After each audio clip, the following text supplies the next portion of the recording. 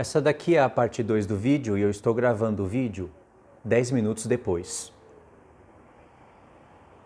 Agora, são 6h10.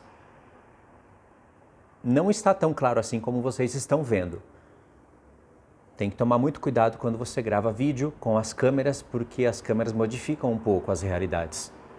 Por exemplo, a realidade agora é mais ou menos essa. Assim, agora parece que o celular está mostrando a realidade. Está escuro dessa maneira. A lua está completamente cheia. Se eu dou um pouco de zoom, fica um pouco mais claro. Se eu dou mais um pouco de zoom, só um momento, mais um pouquinho de zoom, ficou escuro, ficou um pouco mais parecido com a realidade, mas ainda está claro. E se eu dou o zoom máximo, ficou bem de noite. Vocês viram, acabaram de ver que não é essa a realidade. Mas a lua está completamente cheia. Está vendo? E como agora está mais escuro, mesmo as nuvens aparecendo na frente da lua, a lua consegue sobrepor as nuvens. A não ser que essa massa, um momento, a não ser que essa massa mais grossa apareça na frente da lua, como já já ela vai aparecer e pode ser que tape a lua. Ok, assim já não dá para ver muito a lua, né? Vou explicar então aqui. Ou aqui. Bom, por que a lua ficou mais visível e mais brilhante? Se ficou mais escuro. Vou reformular a pergunta. Às 4 horas da tarde, a lua estava plena, estava limpinha no céu, só que ela estava mais transparente. A luz da lua estava mais fraca. E como o sol estava mais perto dessa região, o céu estava mais claro e a luz fica com opacidade ali em 70% mais ou menos. Só que como o sol foi se afastando, a lua foi ficando mais iluminada. Entende? Olha aí. Já já ela vai desaparecer e eu vou estar explicando, agora já não vai ter mais lua no céu. Porque a massa mais grossa das nuvens apareceu agora na frente da lua. Mas a realidade é essa, irmãos. Se a ciência estivesse certa e a lua estivesse recebendo a luz do sol, à noite a lua deveria ficar mais fraca e não mais forte, porque o sol está mais afastado. Entende? Se a lua está recebendo a luz do sol, quanto mais perto o sol está da lua, mais iluminada a lua deveria estar. Só que é ao contrário que acontece. Quanto mais o sol se afasta, mais a luz da lua brilha. Porque a lua já se carregou através da luz do sol e como a fase dela agora é estar cheia, ela não depende mais da luz do sol para brilhar no céu. Porque se ela dependesse da luz do sol para brilhar no céu, o sol deveria estar pertinho, como estava às 16 horas. E aí toda a região ao redor dela estaria iluminada. Como essas nuvens densas estão no céu, eu não vou poder gravar mais a parte 3, por exemplo, para explicar para vocês com o céu limpo. Mas vocês conseguiram entender, né? É impossível que o sol esteja agora mandando uma luz, porque a noite vai estar assim, né? Às 19, 20, 21 horas, vai estar mais ou menos assim, nesse aspecto que vocês estão vendo. É impossível que o sol esteja mandando um raio de luz invisível e só a luz seja iluminada. Isso, na verdade, é falta de raciocínio, mas a ciência, ela é tão articulada, a ciência atual, querendo defender o globalismo, o heliocentrismo, ela é tão articulada que ela usa um monte de linguagens estranhas, com contas estranhas, e ela faz a gente acreditar em coisas assim. Como as pessoas acreditam nisso, porque os seriados, os filmes nos ajudam, na verdade nos atrapalham, mas ajuda a gente a acreditar nessas mentiras. Porque é fato que a lua não está sendo iluminada agora pela luz do sol. Ela já recebeu a sua porção da luz do sol, se carregou. Como? a energia de um corpo, a energia de um celular. O nosso corpo ele é carregado pela luz do sol. Sabia? Se você não receber energia do sol, se o mundo não receber energia do sol, a gente não tem vida. E agora a Lua, ela está nos direcionando coisas sobre a vida terrestre e a vida celeste. A Lua é uma parte do ponteiro do relógio celestial. Daqui 30 dias, mais ou menos, ela vai estar cheia novamente. E é assim que todas as civilizações contavam os tempos antes da tecnologia. E é assim que as civilizações contarão os tempos dentro do tempo da grande tribulação, já que Deus pretende ferir a terça parte da Lua, a terça parte do Sol e a terça parte das estrelas. E aí os dias ficarão bagunçados. Mas nós poderemos entender, nós poderemos fazer a contagem, porque a gente está olhando para o céu. Entendeu, irmãos? Espero que vocês tenham entendido então, tá? Esse é o aspecto do céu agora. Está mais perto dessa realidade aqui, não está tão escuro, é claro. Vou apontar outros lugares aqui para vocês verem. O céu está roxo, né? Parece que está mais iluminado, mas a aparência mesmo é essa. Está mais escuro. Ok?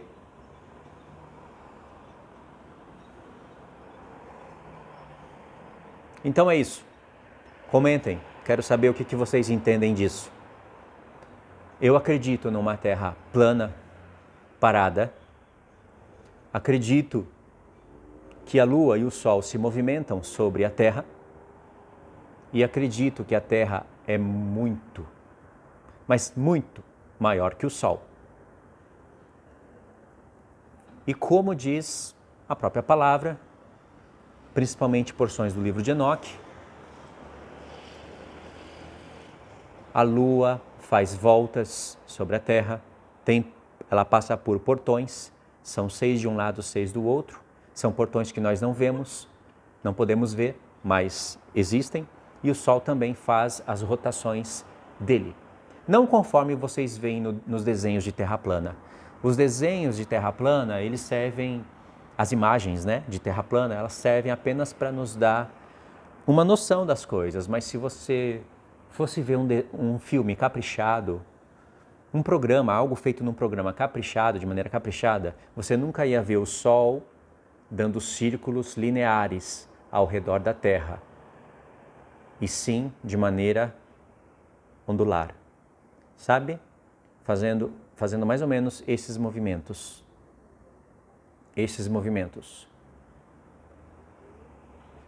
Movimentos de ondulações. E é assim que a Terra fica. Por exemplo, o Sol está passando nessa região. É assim que, quando ele se afasta, ainda tem Sol, mas fica mais frio. Quando ele fica mais perto, fica mais quente. E por isso que eu vou dar um exemplo aqui agora, que eu poderia estar dando de dia, mas suponhamos que agora é de dia. Se o Sol estivesse ali no lugar da nuvem, agora imagine que ali não é, no lugar da nuvem não, no lugar da Lua. Imagine que ali, que agora, isso não é a Lua, é o Sol. Imagine que está de dia. Uma nuvem pequenininha como essa entraria na frente do Sol e traria sombra sobre toda essa região. E vocês podem perceber isso quando vocês olham para o céu pela perspectiva bíblica e esquecem da ciência mentirosa, atual. No que diz respeito a isso, ela está enganada. Não estou dizendo que toda ciência é mentira ou engano, mas nesse respeito ela está enganada porque quem está por detrás do heliocentrismo é Satanás. Um pontinho pequenininho de nuvem como essa traria sombra para toda essa região. Você pode observar isso a qualquer momento do dia. Se o Sol fosse pelo menos 1000 vezes maior que a Terra, jamais isso aconteceria. Se um grãozinho de nuvem entrasse na frente de um Sol, que é 1000 vezes maior que a Terra, aspas, mas tem pessoas que falam que o Sol são 309 mil vezes maior que a Terra, ou que a Terra cabe 1000 vezes dentro do Sol, Essas loucuras que ninguém pode provar nada, são teorias e teorias furadas. Jamais a nuvem iria fazer sombra na Terra se isso fosse verdade. Mas se o Sol ele é bem menor que a Terra e ele está bem mais próximo da Terra do que nós imaginamos, então quando uma nuvem entra na frente do Sol, mesmo que ela não seja tão grande, ela pode trazer porções de sombra sobre as regiões do lugar onde você mora, onde você está vendo. Por mais longe que o Sol estivesse da Terra, porque a pessoa pode falar, você não calculou a distância. Tá bom, 150 mil quilômetros de distância, não é assim que dizem? Por mais que isso fosse verdade, e não é, mas se fosse, se o Sol fosse pelo menos 2 vezes maior que a Terra, um pedacinho de nuvem não traria sombra sobre a região. Se você observar a olho nu o Sol, a Lua, as nuvens, você iria entender isso. Fechou? Agora, se você não concorda com isso, então você pode continuar crendo no que a ciência ensinou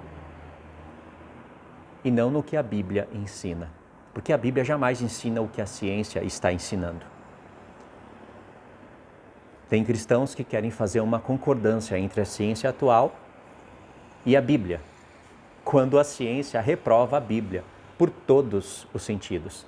A ciência bota os cristãos em uma posição na qual eles têm que torcer os textos bíblicos para fazer a Bíblia entrar de acordo com a ciência e mesmo assim não fecha. Parece que seria uma ofensa ao Deus ciência se você falar que ela está errada. Então tem cristãos que preferem torcer os textos bíblicos para valorizar a ciência. E isso não faz o menor sentido. Eu não posso afirmar de maneira alguma que quando Deus falou para Josué, para o sol e a lua pararem, eu não posso dizer que Deus falou isso porque Josué era um burro. Ou também alguém pode dizer, não, Josué não era burro, mas Deus não quis falar. Por que Deus não quis falar a realidade? Os cristãos dizem, isso era uma perspectiva de Josué. Josué deu ordem pela parte de Deus para o sol e para a lua pararem no seu lugar. Mas na verdade o que parou foi a terra. Faz sentido uma afirmação dessa? Não seria melhor o Espírito de Cristo inspirar Josué a falar, Josué, fala para a terra parar. E a terra iria parar. Mas Josué iria ficar confuso, porque supostamente Deus não havia revelado a verdade. Mas só com essa frase que diz, Josué, dê ordem para a terra parar. Só com essa frase, Josué, mesmo que não fosse tão inteligente, ele iria pensar o que todos nós pensaríamos. Espera aí, se Deus mandou a terra parar e não o sol e a lua, quer dizer que não é o sol e a lua que se movimentam, e sim a terra. E eles iriam concordar com a ciência de hoje. Com apenas uma simples frase de Deus, Deus revelaria para os seus servos o que supostamente Deus não quis revelar e revelaria para os ímpios no futuro. Fez sentido isso para você? Se fez sentido isso para você, que Deus, o Deus de Josué, o Deus de Moisés, o Deus de Davi, o Deus de Salomão, o Deus de Paulo, não quis revelar uma coisa referente à criação dele para os seus melhores, para as suas primícias, e sim quis revelar para Isaac Newton, Albert Einstein e todos esses. Se fez sentido isso para você, continua ensinando isso, porque isso não faz o menor sentido por qualquer ângulo que eu queira observar as coisas. Quando Deus disse, Josué, fala para o sol e a lua pararem, porque eu quero fazer um propósito com isso. Propósito naquela época e propósito para a nossa. É porque foi o sol e a lua que pararam.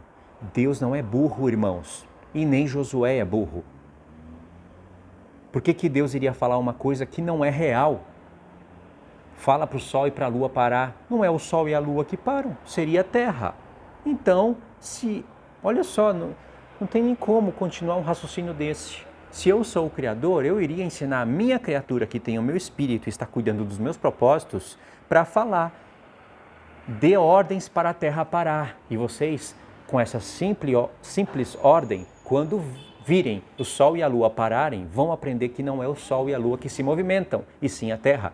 Mas não era nada disso que estava no coração de Deus, porque Ele é o Criador e Ele sabe o que fala e para quem fala. Ou você fica com a palavra de Deus, ou você fica com a ciência distorcendo a palavra de Deus e você distorcendo a palavra de Deus para dar valor à ciência. Tá certo?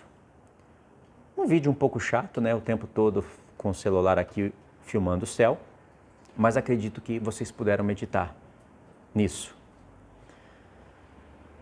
E aqui está a lua, escondida atrás das nuvens. Então tá, irmãos. Muito obrigado por ter assistido até aqui, tá? Meditem.